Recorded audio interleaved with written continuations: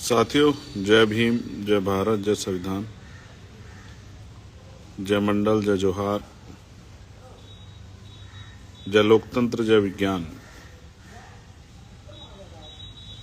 एक बहुत महत्वपूर्ण विषय पर लाइव के लिए मैं आपके बीच हूं और ये विषय बड़ा गंभीर है।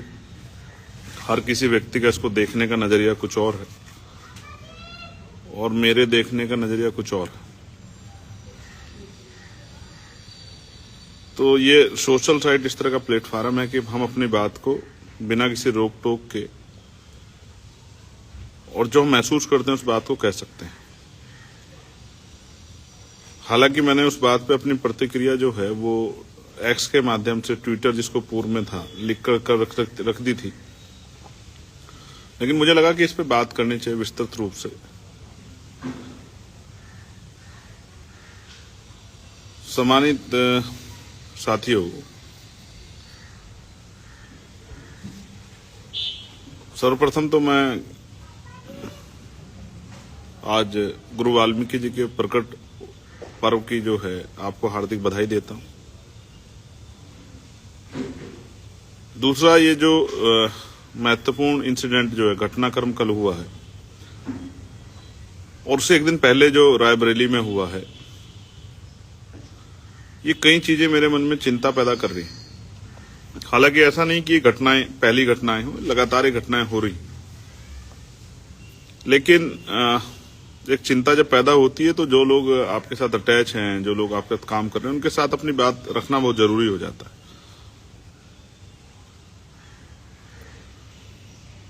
साथियों, ये भारत है और भारत एक लोकतांत्रिक देश है।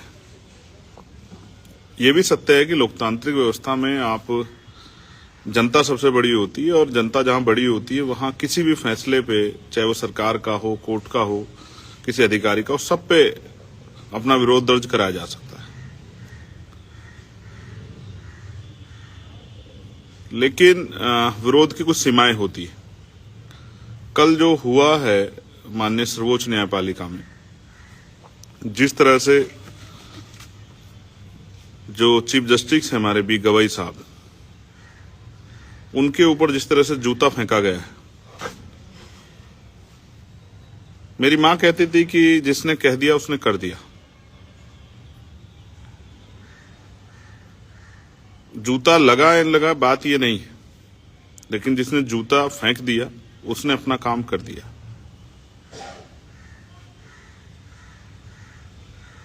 देश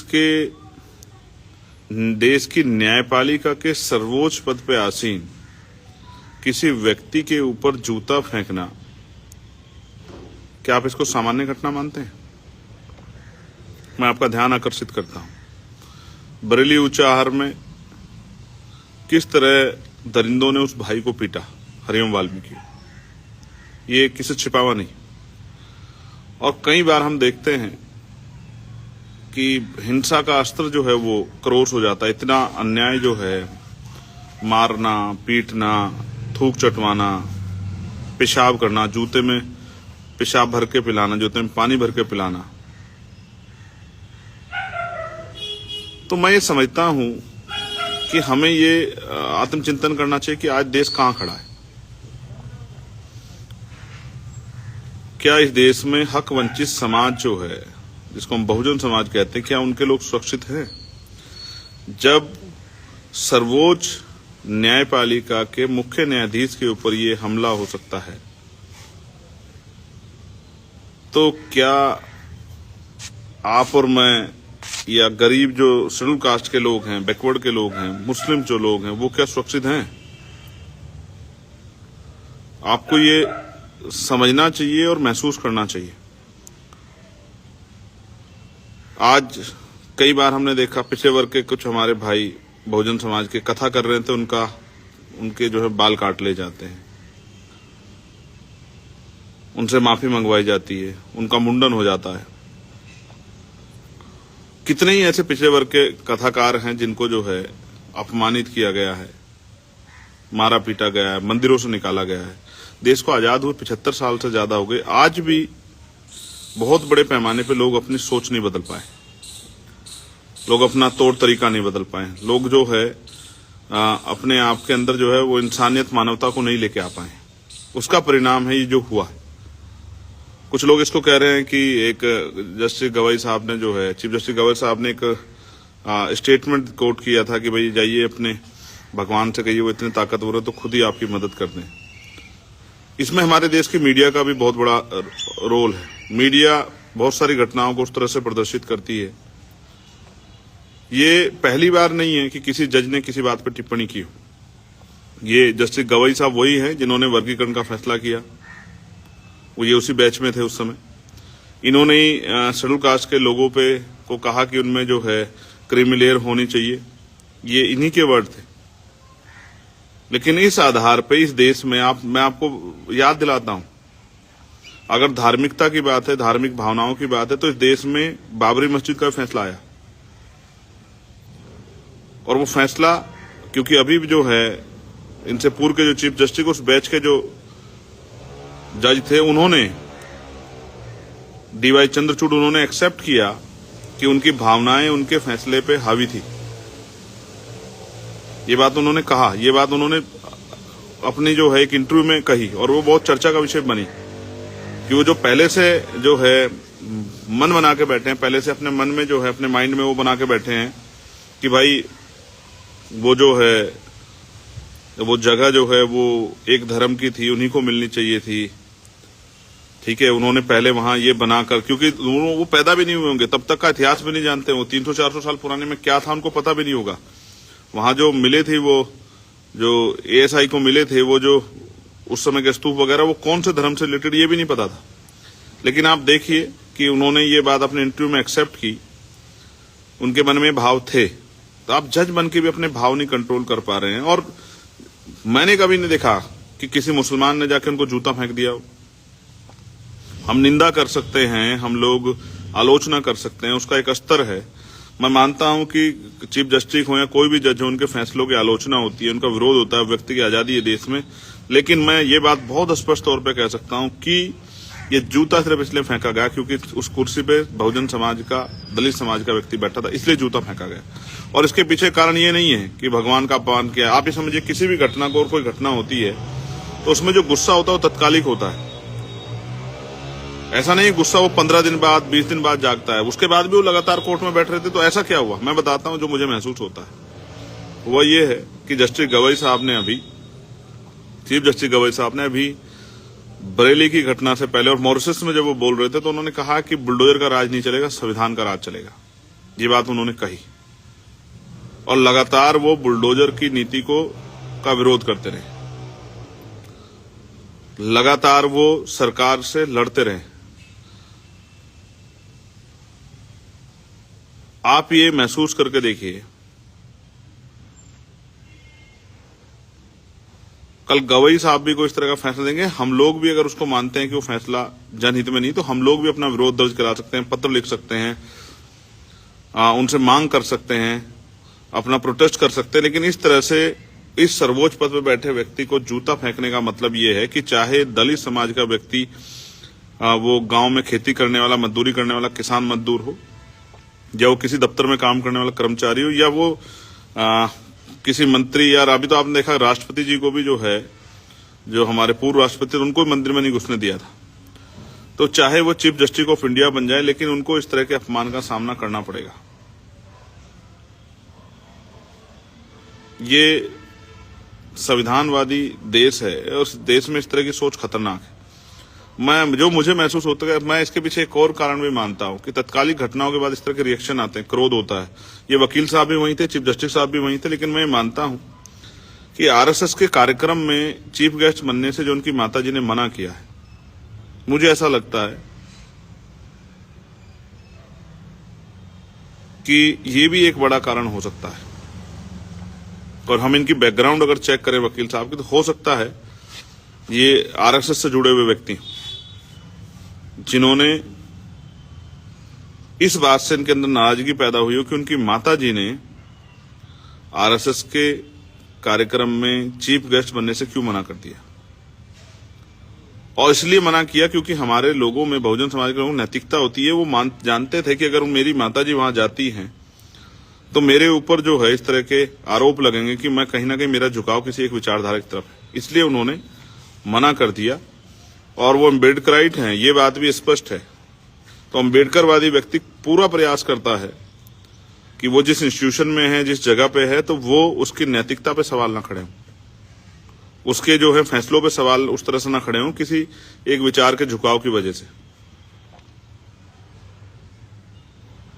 मैं आपको बहुत जिम्मेदारी से बात कह रहा हूं, ये जो हुआ है ये स्वीकार योग्य नहीं है। और इस देश में एक प्रथा चल रही है अम्बेडकराइट लोगों पे हमले की, बहुजन वर्ग के लोगों पे हमले की। चाहे वो ग्वालियर की घटना हो जहां बाबा साहब अम्बेडकर की स्टैचू नहीं लगने दी गई हाई कोर्ट में, चाहे वहां बैठ के कोई आदमी जो है बाबा साहब को अपमानजनक शब्द बोल रहा हो, गंदा, इस तरह के जो है गंदे व्यक्ति के इस तरह के शब्दों का यूज उनके लिए कर रहा हो, जहां उसके खिलाफ एफआईआर भी हमारी टीम ने दर्ज कराई है। या फिर कोई जो है एक मुहिम चला रहा हो पीछे से कि भाई बाबा साहब अम्बेडकर संविधान निर्माता नहीं है, संविधान निर्माता तो कोई और। ये सब चीजें स्पष्ट करती हैं कि इस दौर में अम्बेडकरवादियों को बड़ा सावधान रहना है। उनके ऊपर लगातार हमले हो रहे हैं, उनके इंस्टीट्यूशन पे हमले हो रहे हैं, उनकी धार्मिक आस्थाओं पे हमले हो रहे हैं। और उनके जो हैं उस तरह से उनके लीडर्स पे हमले हो रहे हैं।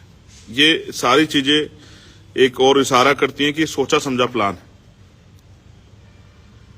इसके पीछे बहुत सारे लोग हैं, हमें सतर्क रहना है। लेकिन हालांकि मैं जो है संविधानवादी व्यक्ति, वरना जिस व्यक्ति ने ये इस तरह का घटनाक्रम किया है, मैं उनके चीफ जस्टिस साहब के उदार हृदय का भी धन्यवाद करता हूं कि उन्होंने उसके अपराधों को माफ कर दिया। हालांकि मैंने बहुत सारे हाईकोर्टों को सुना है, जब वहां जज बैठ के वो करते हैं, तो अगर कोई एक बात उनको चुभ जाती है तो वो तत्काल जो है गर्म हो जाते हैं, हिंसक प्रवृत्ति के हो जाते हैं। मैंने बहुत सारे चीफ जजेस को सुना है, बहुत सारे हाईकोर्ट बेंच को जो है सुना है, वो फिर तत्काल जो है उसको जो है उसके खिलाफ जो है कार्रवाई की और ये माफी मंगवाने इस तरह की चीजें कर देते हैं। लेकिन जस्टिस गवर साहब के जो है अम्बेडकर जो चीफ जस्टिस है, उनके उदार दिल का भी मैं धन्यवाद करूंगा कि उन्होंने उसके सारे अपराधों को माफ कर दिया, उसके सारे बोधों को माफ कर दिया जो उन्होंने जो है किया, इतना बड़ा अपमान करने की कोशिश की। लेकिन मेरे और आपके लिए चिंता का सबब है।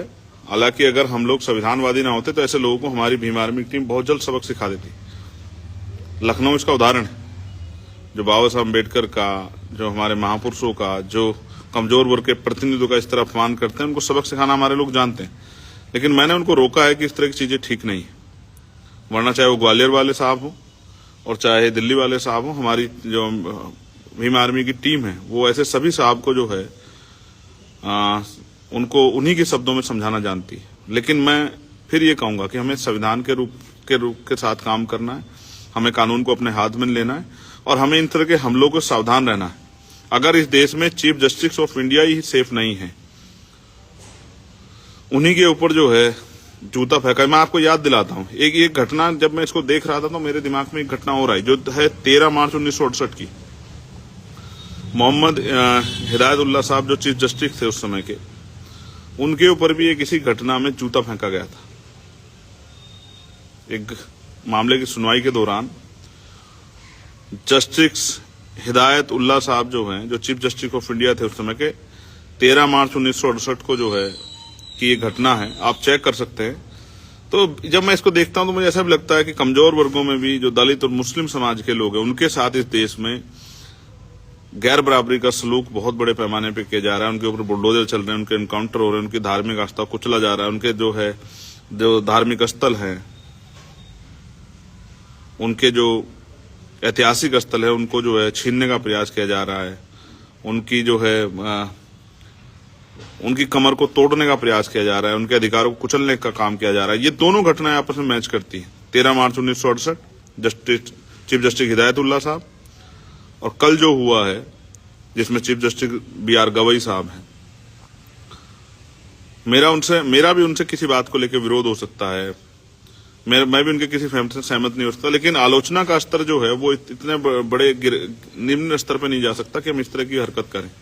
हालांकि इसको पूरे देश ने कंडम किया है, सभी पार्टियों ने कंडम किया है, लेकिन ये जो इस तरह की जो सोच है, जो हिंसा के रूप में परिवर्तित होती है, कहीं जूता फेंकती है या मेरे जैसे व्यक्ति पे गोली चलाती है, ये जो सोच है, इस सोच को हमें समझना पड़ेगा कि कितनी खतरनाक है। और मैं जस्टिस साहब का दिल बहुत बड़ा है, लेकिन आज जो है पूरे अम्बेडकरवादी समाज में इस बात का की तकलीफ है, गुस्सा है कि जब चीफ जस्टिस ऑफ इंडिया बन के जो है उस व्यक्ति के ऊपर हमला हो सकता है, उस व्यक्ति पे जूता फेंका जा सकता है, तो आप समझिए क्या इस देश में दलित समाज के लोग, कमजोर समाज के लोग सेफ हैं? इससे पहले भी बहुत सारे फैसले हुए हैं, जैसे मैंने बाबरी मस्जिद का फैसला कहा। कई ऐसे फैसले हैं जिनकी आलोचना हुई है, लेकिन किसने जूता नहीं फेंका जाके वहां। और ये तो एक टिप्पणी, तो वहां तो वो जो ऐतिहासिक स्थल को परिवर्तित करके जो है सौंप दिया गया था, लेकिन सब लोगों ने समझदारी दिखाई।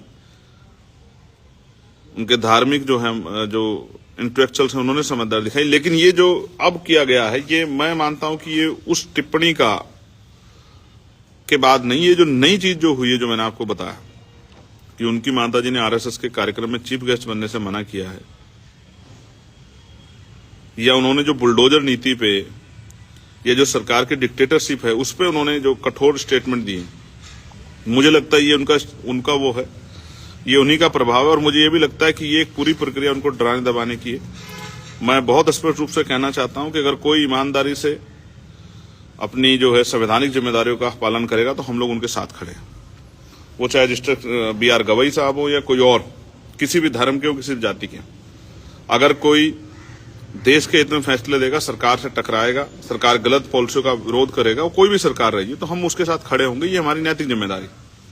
लेकिन इस तरह से विरोध का इतना निम्न होना, इसकी जांच होनी चाहिए कि ये आखिर ये पूरा प्लान करके क्यों हुआ है। और ये इसलिए शायद ये इसलिए किया गया है कि बी.आर. गवई साहब डर जाएं। बी.आर. गवई साहब जो चीफ जस्टिस ऑफ इंडिया, हालांकि उनके पास सुरक्षा है, मगर मैं उनको कहना चाहता हूं कि आज पूरा अम्बेडकरवादी समाज आपके साथ खड़ा है। आपको देश हित में संवैधानिक रूप से, कानूनी रूप से जो कानून सम्मत फैसले वो लेने चाहिए, किसी बात से घबराना नहीं चाहिए। और जो लोग, कल से मैं देख रहा हूं एक बाढ़ सी भी आ गई है, जस्टिस गवई साहब की फोटो को नीला किया गया है, उनको जूतों की माला पहनाई गई है, उनको जो है तमाम तरह के इस तरह अपमानजनक शब्दों का प्रयोग किया जा रहा है। ये इस बात का प्रमाण है कि देश में जाति व्यवस्था की जड़ें कितनी गहरी हैं।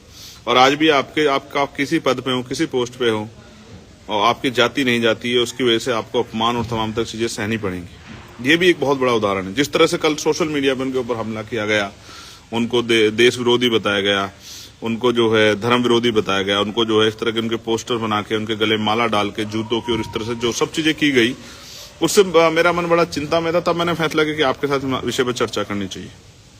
ये गलत है, और इस तरह का अपमान जो है अम्बेडकरवादी समाज बिल्कुल बर्दाश्त नहीं करेगा। और उसके खिलाफ अगर कोई बड़ा मोर्चा निकालना पड़ा या उस तरह का कोई बड़ा कदम उठाना पड़ा, तो भी हम लोग पीछे नहीं हटेंगे, क्योंकि इस देश के इंस्टीट्यूशन की, इस देश के कॉन्स्टिट्यूशन की, इस देश की जो है ब्यूरोक्रेसी की, इस देश की जो है जुडिशरी की सुरक्षा करना हर भारतीय का प्रथम कर्तव्य है, और हम अपने कर्तव्य करना जानते हैं। जब रोज सुबह शाम आप बैठ के जो है बड़े बड़े दावे और वादे करोगे टीवी पे बैठ के कि ये होगा, ये होगा, ये होगा, ये होगा, इससे ये हो जाएगा, इसे कर लो, ये हो जाएगा, ये हो जाएगा, तो आपको फिर काहे को करने? आप शराब दे देते उनको, जस्टिस बी.आर. गवई साहब को शराब दे देते, उनका पिंडदान कर देते, उनके खिलाफ यज्ञ कर देते, उनका अपने आप नुकसान हो जाता। तो इस तरह की घटना आपको क्यों करनी पड़ी?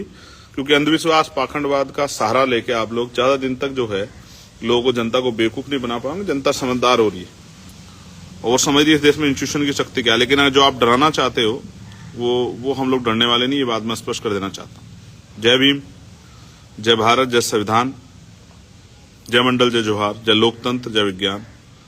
और देखिए, समझिए कि क्या चल रहा है, और इस समय में सतर्क रहिए, एकजुट रहिए, कमजोर वर्गों में भाईचारा बना के रखिए, तभी जो है हम लोग मिलकर इस लड़ाई को लड़ पाएंगे। अदरवाइज एक एक करके कुचले जाएंगे। ये आज बहुत बड़ा उदाहरण है कि आप चाहे गांव में खेती करने वाले मजदूर हों या चीफ जस्टिस ऑफ इंडिया की कुर्सी बैठने वाले बी.आर. गवई साहब, सबको, सब कमजोर वर्गों के ऊपर एक खतरा मंडरा रहा है। हमें इससे सावधान रहना है। मैं आपका भाई चंद्रशेखर आजाद।